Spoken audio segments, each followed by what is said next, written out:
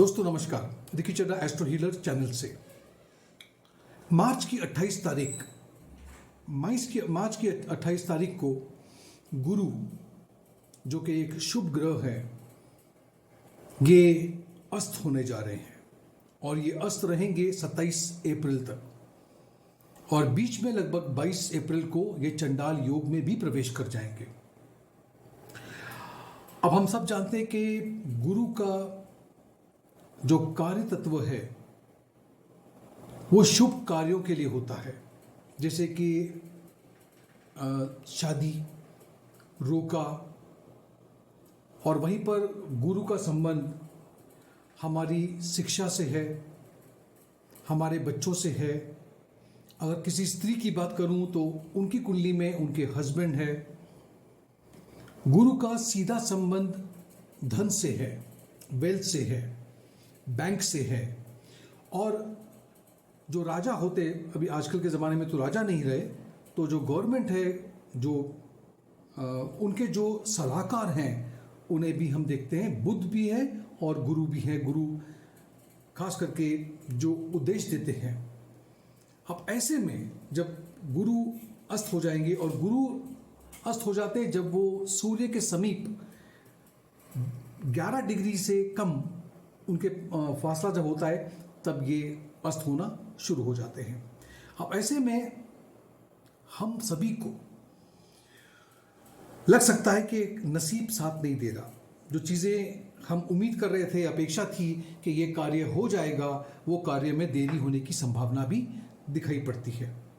इसके अलावा आप देखोगे कि क्योंकि चंडाल योग भी लगने वाला है और उससे पहले गुरु अस्त भी है, तो जैसे मैंने अपने एक वीडियो में कहा था कि अब मैं देख रहा हूं कि हम सरकारों के जो फैसले होंगे उसके विरुद्ध में लोग सड़कों पे उतरेंगे और उसकी कुछ झांकी हमें देखना हमने शुरू कर लिया है। अब ये सिर्फ हिंदुस्तान में हो ज़रूरी नहीं है, ये इस पूरे विश्व में हर जगह पे आपको दिखाई पड़ेगा। लेकिन हमें मतलब है ये जानने से कि हमारी ज़िंदगी में, आपकी मेरी ज़िंदगी में, हमारे लग्न के हिसाब से और चंद्र राशि के हिसाब से इसका प्रभाव क्या पड़ सकता है। और मैं फिर से एक बार गुजारिश करूंगा कि आपको दोनों से ही देखना है, लग्न से भी और चंद्र राशि से भी। तो चलो शुरू करते हैं। मेरा आकलन हर राशियों पे, हर लग्न पे। मेष राशि वालों के लिए गुरु आपके भाग्य स्थान के 9वें घर के और 12वें घर के स्वामी हैं और 12वें घर में ही ये अस्त होने जा रहे हैं। अब ऐसे में हो सकता है आपको ऐसा लगे कि नसीब आपका साथ नहीं दे रहा है। आप अपने पिता से, जिन्हें आप पिता समान मानते हैं, आपके जो गुरु हैं, आपके जो मेंटर हैं, उनसे अगर कुछ अपेक्षा कर रहे हैं सपोर्ट की, या वो आपकी मदद करें, तो शायद आपको वहाँ से पूरी तरह से सहयोग ना मिले और आपको इस बात का मलाल रह सकता है, दुख रह सकता है। वहीं पर आपका ध्यान पाठ पूजा में नहीं लगेगा। आपको ऐसा लगेगा कि मैं जिस तरह से आराधना करता था उस तरह से मैं कर नहीं पा रहा हूँ। घबराइएगा मत, ऐसी कोई बात नहीं है। एक बार ये गुरु अपनी इस अवस्था से, जहाँ पे अस्त है, उससे निकल जाए, उसके बाद में चीज़ें समझ जाएंगी। अगर आप विदेश यात्रा करने के इच्छुक हैं तो यहाँ पे यात्राएं शायद आपकी पोस्टपोन हो सकती है, उसमें देरी हो सकती है, कुछ कारणवश ये थोड़ा सा डिले हो सकता है। अचानक से ज़िंदगी में बहुत सी चीज़ें आपकी उसमें बदलाव आप देखोगे। वहीं पर मैं आपसे गुजारिश करूंगा कि पूरी तरह से अपना संयम मत खोइए। जैसे मैंने कहा था 27 अप्रैल के बाद में गुरु इस अवस्था से बाहर निकल जाएंगे, उसके बाद में आपकी परेशानियां का भी अंत हो जाएगा। वृषभ राशि वालों के लिए गुरु आपके 8वें घर के और 11वें घर के स्वामी हैं। 11वें घर में ही वो अस्त होने जा रहे हैं। अचानक से जिंदगी में कुछ परेशानियां उत्पन्न हो सकती हैं। घबराइएगा नहीं, ये कुछ समय के लिए ही है। अगर आप एक विद्यार्थी हो और आपकी पढ़ाई चल रही है, जैसे कि आप पीएचडी कर रहे हो, कोई रिसर्च वर्क कर रहे हो, या आध्यात्मिक चीज़ों में आप हो हो सकता है पूरी तरह से आपका लक्ष्य, आपका ध्यान, आपका कंसंट्रेशन वहाँ पर थोड़ा सा गड़बड़ा सकता है। लेकिन 22 अप्रैल के बाद जब गुरु आपके 12वें घर में प्रवेश कर जाएंगे, ऐसे में आपके जो खर्चे हैं या आप कहीं पे ऐसा लग रहा था कि बहुत ज़्यादा खर्चा हो रहा है, उसको काफ़ी कंट्रोल में गुरु कर लेंगे। वहीं पर मैं आपसे एक गुजारिश करूंगा कि कहीं पर अगर आप निवेश कर रहे हो तो निवेश करने से पहले 2 बार सोच लीजिएगा। और आपने कहीं पे निवेश पहले किया था अगर, तो हो सकता है कि इस दौरान आपको उसका जो निवेश से आपको जो फ़ायदा आपने उम्मीद की थी उस तरह का फ़ायदा अब तक नहीं पहुंचेगा, लेकिन वो 27 अप्रैल के बाद में परिस्थितियां काफ़ी अनुकूल हो जाएंगी। मिथुन राशि, गुरु आपके 7वें घर के और 10वें घर के स्वामी हैं। 10वें घर में ही ये अस्त होने जा रहे हैं। अब ऐसे में आप को मैं ये कह सकता हूँ कि आप चाहे बिजनेस करते हैं, यानी कि आपका कोई खुद का व्यवसाय है, या तो आप एक प्रोफेशनल पर्सन है, तब भी दोनों ही इसमें काफ़ी अड़चनें नज़र आती हैं। लेकिन धैर्य मत खोइएगा, कुछ दिनों की बात है। गुरु जब इस अवस्था से बाहर निकलेंगे, सब कुछ सामान अच्छा हो जाएगा। आपकी इंक्रीमेंट, आपका प्रमोशन हो सकता है कुछ दिनों के लिए टल जाए, डिले हो जाए। वहीं पर अगर आपका बिजनेस है, और खास करके बिजनेस अगर पार्टनरशिप में है, तो पार्टनर के साथ कुछ कहासुनी हो सकती है। मैं आपको एक गुजारिश करूंगा, आपको एडवाइस करूंगा कि आप जब भी किसी से बात करें, यानी कि जब हम संवाद करते हैं, तो उस वक्त आपके मुंह से निकले हुए शब्द हो सकता है उसके वजह से किसी एक व्यक्ति के साथ में आपकी मिसअंडरस्टैंडिंग हो सकती है। एक बार जब ये अवस्था से, यानी कि गुरु अस्त पड़े हैं, जब वो उजागर होंगे, उसके बाद में मैं आपको गारंटी दे सकता हूं कि बहुत मुनाफा, बहुत प्रॉफिट और बहुत तरक्की आप करोगे इसके बाद में। इसीलिए थोड़े दिन के लिए धैर्य बनाए रखें। वहीं पर अगर मैं आपको बताऊंगा शादीशुदा लोगों के लिए, क्योंकि 7वें घर के ये मालिक है और ये अस्त होने जा रहे हैं, तो आपके जीवन साथी के साथ में कलह होने की संभावना भी दिखती है। इसे आपको संभालना होगा। कर्क राशि, कर्क राशि वालों के लिए गुरु आपके 6ठे घर के और आपके भाग्य स्थान यानी कि 9वें घर के स्वामी हैं। ऐसे में 2 अच्छी बातें आपको बता देता हूं। पहली, अगर आपका कोई कॉम्पिटिटर है, कोई दुश्मन है, कोई तो ऐसे लोग आपका कुछ बिगाड़ नहीं पाएंगे। ये एक आपकी अच्छी बात है। दूसरी बात है, सेहत में काफ़ी सुधार होगा, सेहत में कोई परेशानी आपको नहीं आएगी। लेकिन वहीं पर मैं देख पा रहा हूं कि अगर आप पाठ पूजा में आपका ध्यान शायद ना लगे, मन भटक सकता है। वहीं पर आपके पिता, या जिसे आप पिता समान मानते हैं, या आपके जो गुरु हैं, उनसे सहयोग मिलने में दिक्कतें हो सकती हैं। और वहीं पर मैं आपसे ये गुजारिश करूंगा कि आपको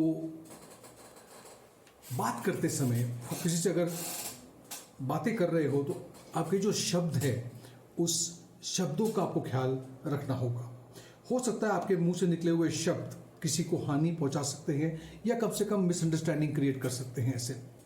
वहीं पर मैं देख पा रहा हूं कि अगर आप सोच रहे हैं जॉब चेंज करने का, तो इसमें थोड़ी देरी हो सकती है, डिले हो सकता है, पोस्टपोन हो सकता है। सिंह राशि, सिंह राशि वालों के लिए गुरु आपके 5वें घर के और 8वें घर के स्वामी हैं। 8वें घर में ये अस्त होने जा रहे हैं। ऐसे में ये एक पीरियड कुछ लिहाज तक फेवरेबल है, अनुकूल है आपके लिए। लेकिन अगर आप एक विद्यार्थी हो, पढ़ाई कर रहे हो, खास करके कोई रिसर्च में, इन्वेस्टिगेशन में, या तो फिर आप पीएचडी कर रहे हो, या आप आध्यात्मिक चीज़ों में रुचि रखते हो, तो यहाँ पर थोड़ी अड़चनें आपको आ सकती है। पूरी तरह से आप इसको निभा शायद ना पाओ। अगर आप किसी से प्यार करते हैं और सोचते हैं कि अब उनसे शादी की जाए, वैसे समय ठीक है, लेकिन मैं चाहूँगा कि इस चीज़ को थोड़ा टाला जाए, और ये 27 अप्रैल के बाद में ही इस विषय को आप आगे बढ़ा सकते हो। वहीं पर अगर आप एक गर्भवती महिला हैं, तो आपको आपकी सेहत का बहुत ज़्यादा ध्यान रखना होगा। मैं आपको ये अनुरोध करूंगा, ये एडवाइस करूंगा, ये गुजारिश करूंगा कि थोड़ा धैर्य बनाए रखें और विचलित मत होइए। नसीब आपका साथ देने जा रहा है। आपको थोड़ा सा समय 27 अप्रैल तक वेट करना है। कन्या राशि, कन्या राशि वालों के लिए समय अनुकूल नहीं है। कन्या राशि वालों के लिए आपके चौथे घर के और सातवें घर के स्वामी होते हैं गुरु, और वो सातवें घर में अस्त होने जा रहे हैं। ऐसे में एक तो आपकी पर्सनल लाइफ जो है वो थोड़ी सी डिस्टर्ब रहेगी, वहीं पर माँ की सेहत में गिरावट दिखती है, आपके जीवन साथी के सेहत में भी गिरावट दिखती है, खर्चे आपके अधिक हो सकते हैं, कंट्रोल से बाहर जा सकते हैं। वहीं पर आपको आपकी शादीशुदा जीवन का खास ख्याल रखना पड़ेगा। मतभेद होने की बहुत ज़्यादा संभावना है, इसीलिए जो भी मन में बात हो उसको खुलकर कहिए, समझिए और अपने आप को, आपके मन में जो भी हो बताइए। यहाँ पर एडजस्टमेंट की और कॉम्प्रोमाइज़ की आवश्यकता है। अगर ये नहीं किया तो चीज़ें आपके हाथ से निकल सकती हैं, बाहर जा सकती है और वो आपको तकलीफ में डाल सकती है। तुला राशि, तुला राशि वालों के लिए गुरु आपके तीसरे घर के और छठे घर के स्वामी हैं। छठे घर में ये अस्त होने जा रहे हैं। ऐसे में आपके दुश्मन आपका कुछ भी बिगाड़ नहीं पाएंगे, ये अच्छी बात है। वहीं पे आपकी सेहत अच्छी रहेगी, सेहत में कोई बड़ी परेशानियां नहीं हो रही हैं, लेकिन छोटे भाई बहनों को तकलीफ हो सकती है। वहीं पर आपके शादीशुदा जीवन में भी थोड़ी बहुत तकलीफ़ें देख पा रहा हूँ मैं। आप में थोड़ा सा कॉन्फिडेंस की कमी हो सकती है, और वहीं पर आप जब किसी से बात करते हो तो अपने शब्दों का इस्तेमाल सोच समझ के कीजिएगा। हो सके तो आप अगर सोशलाइज करते हो, यानी कि बाहर जाके लोगों से मिलते हो, पार्टी करते हो तो वहाँ पर थोड़ा संभाल के रहिएगा।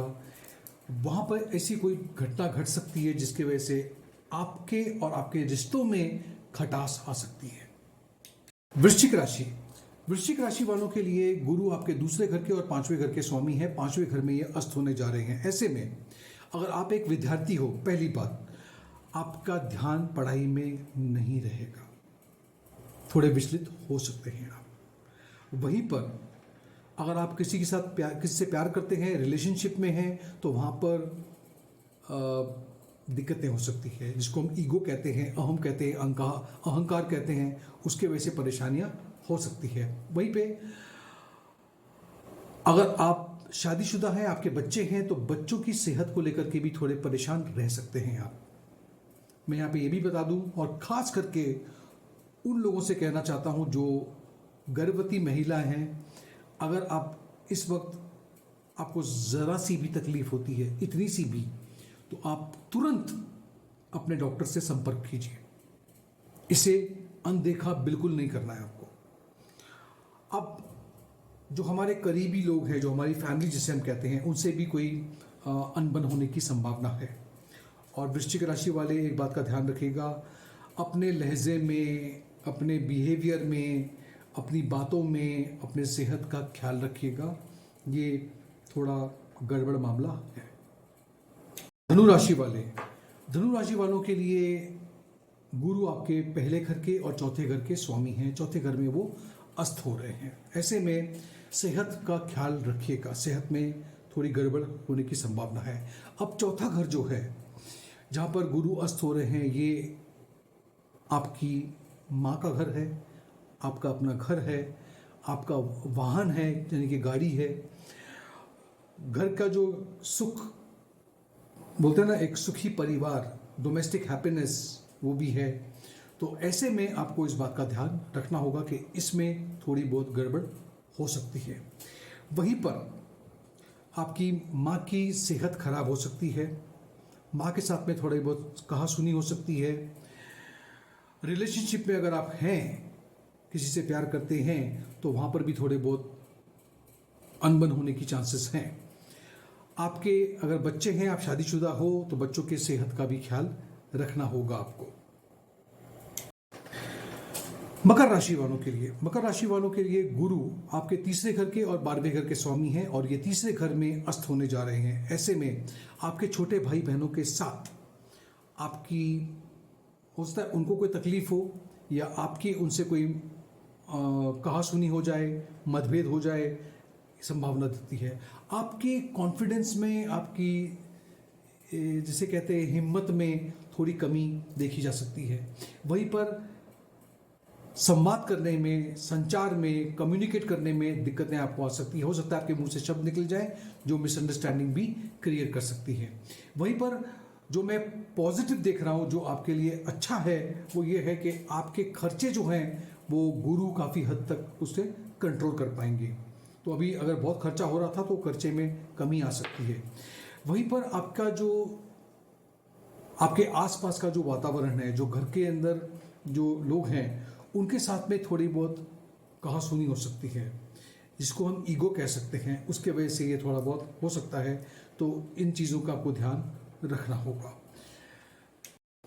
कुंभ राशि वालों के लिए गुरु आपके दूसरे घर के और 11वें घर के स्वामी हैं। दोनों ही जो भाव है, घर है, इसे हम धन भाव कहते हैं।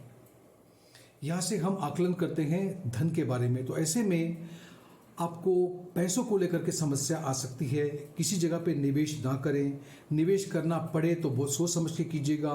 हो सकता है जो आपकी अपेक्षा हो उस मुताबिक निवेश का आपको जो फ़ायदा होना चाहिए था वो फ़ायदा ना मिले आपको। वहीं पर आपके जो फैमिली मेम्बर्स हैं उनके साथ में भी प्रॉब्लम्स होने की संभावना दिखती है। आपके गले में और आपकी वाणी में से संबंधित कोई बीमारी आपको तकलीफ दे सकती है। आपके कॉन्फिडेंस में कमी हो सकती है। आपकी हिम्मत में थोड़ी बहुत कमी हो सकती है। वहीं पर कम्युनिकेशन, यानी कि जब किसी से बात करते हो तो हो सकता है कि उसमें भी थोड़ी परेशानी आपको हो कि मुझे क्या बोलना है, कब बोलना है, कैसे बोलना है, ये आपकी समझ में शायद ना आए। और ऐसे में कोई शब्द ऐसे निकल जाए जिनसे आपको या सामने वाले को तकलीफ हो सकती है। मीन राशि वालों के लिए गुरु आपके पहले घर के और 10वें घर के स्वामी हैं। ऐसे में आपको, क्योंकि 10वें घर में है और वहाँ पे अस्त चल रहे हैं, ऐसे में मैं देख पा रहा हूँ सेहत को लेकर के थोड़ी गड़बड़ी हो सकती है। और सेहत में गड़बड़ी होने के कारण आपका जो काम है, आपका जो प्रोफेशन है, वहाँ पर उसका असर पड़ सकता है। वहीं पर आप अपने काम में इतने मशरूफ रहेंगे, इतने बिजी रहेंगे कि आप अपने परिवार के लिए समय नहीं निकाल पाओगे, जिसकी वजह से दिक्कतें हो सकती है। इसलिए आपको दोनों चीज़ों में बैलेंस या समावेश बना के रखना है। वहीं पर अच्छी बात यह है कि मैं आमदनी को लेके, फाइनेंशियल ग्रोथ को लेकर के बिल्कुल आपके लिए समय अच्छा है, बहुत अच्छा समय है फाइनेंशियल ग्रोथ के लिए। लेकिन वहीं पर मैं आपसे एक गुजारिश करूंगा, निवेश करने से पहले कहीं पर भी अगर आप पैसा लगा रहे हैं, पैसा आ रहा है, लेकिन लगाने से पहले 10 बार सोचिएगा कि आप पैसा कहाँ लगा रहे हो। क्योंकि इस वक्त जब गुरु अस्त चल रहे हैं, मैं आपको सलाह नहीं दूंगा कि कहीं पे पैसा लगाइए। 27 अप्रैल तक इंतज़ार कीजिएगा, ये आपके लिए बहुत ज़रूरी है। दोस्तों बहुत बहुत धन्यवाद इस वीडियो को देखने के लिए। अगर आपको मेरा ये वीडियो पसंद आया हो तो इसे एक लाइक ज़रूर दीजिएगा, मेरे चैनल को सब्सक्राइब कीजिएगा और नोटिफिकेशन बेल आइकन पे क्लिक करना भूलिएगा नहीं। धन्यवाद।